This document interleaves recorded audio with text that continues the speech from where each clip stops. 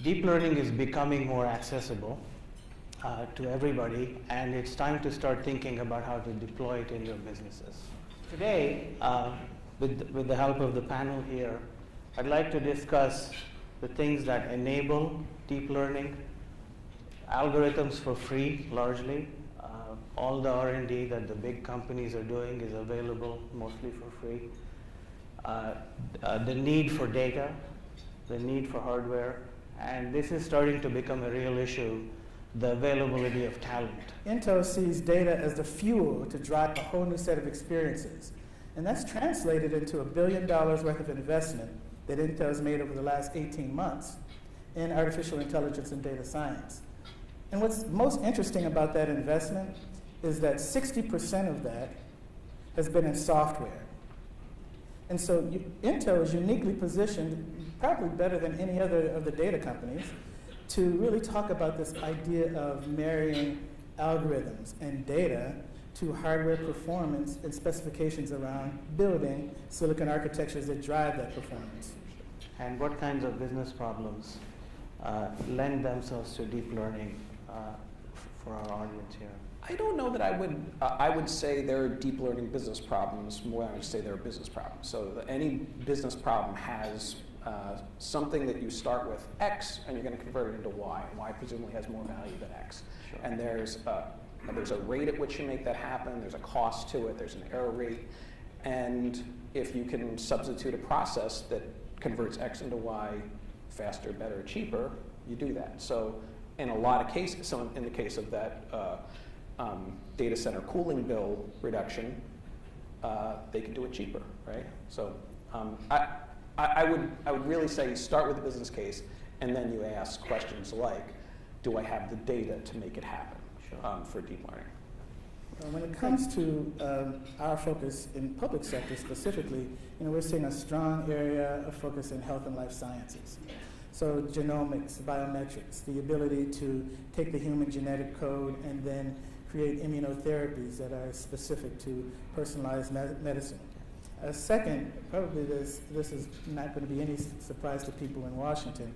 We spent a significant time around the idea of cyber intelligence, moving from this concept of defense in depth to more proactive cyber and cyber weaponry and cyber intelligence, being able to do analytics with cyber and data so that we're able to predict where vulnerabilities and threats are. So if you're a business looking to get started in deep learning, how should you go about it? What kinds of questions should you be asking in terms of hardware, data, algorithms, and people? What's sort of the basic minimum viable checklist you need Sure. to have? Yeah. So first thing, like we just talked about, business problem. Yeah. Start with the business problem. If there's no value prop, don't do it.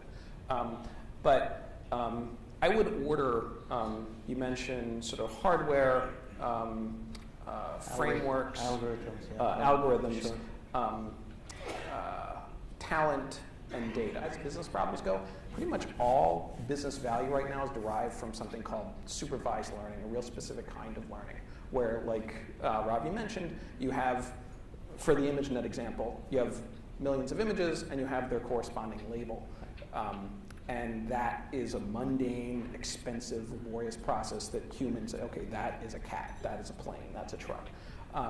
So there's that labeled data availability is often the thing that is sort of, your access to that is the thing that matters most. And then finally, resources. There's not a great impedance match between the standard product development cycle, like Agile, and things like data science, where things aren't they're not as predictable. You get more data, maybe you'll do a little bit better, for instance, so it's hard to kind of nail down timelines and things like that. Hilary Mason gave an amazing talk on that at O'Reilly's first AI conference. I think there's, like Melvin mentioned, a broad misunderstanding of how AI works. Some people think of it as magic. It's certainly not magic. A lot of it is really this sort of mundane labeling work and data prep. and a lot of experimentation that you then prove out that something works. But there are significant non-technical issues. The elephant in the room is the legal, ethical, and societal implications associated with the applications of these capabilities. We have a significant gap. We talk about the digital divide. In fact, we have a very significant data science divide.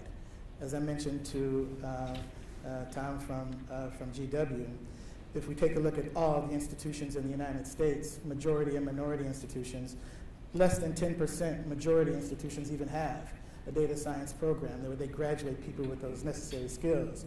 And none of the minority institutions or historical black colleges and universities have a data science program that graduates people with these skills.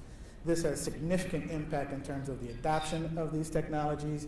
It's tied directly to income inequity that we see in our country and a whole host of other things. And then lastly, there are a number of people that you mentioned in your opening remarks that are looking to move this demilitarization of data forward. The demilitarization of data is critical because up till now, if we look at how technology that's designed to model human behavior has been maturated, there's no instance of it where that technology hasn't been weaponized. And so practitioners need to be very serious. I think DJ Patel, in his last day at office, the chief data scientist for the US government, had one clear clarion call.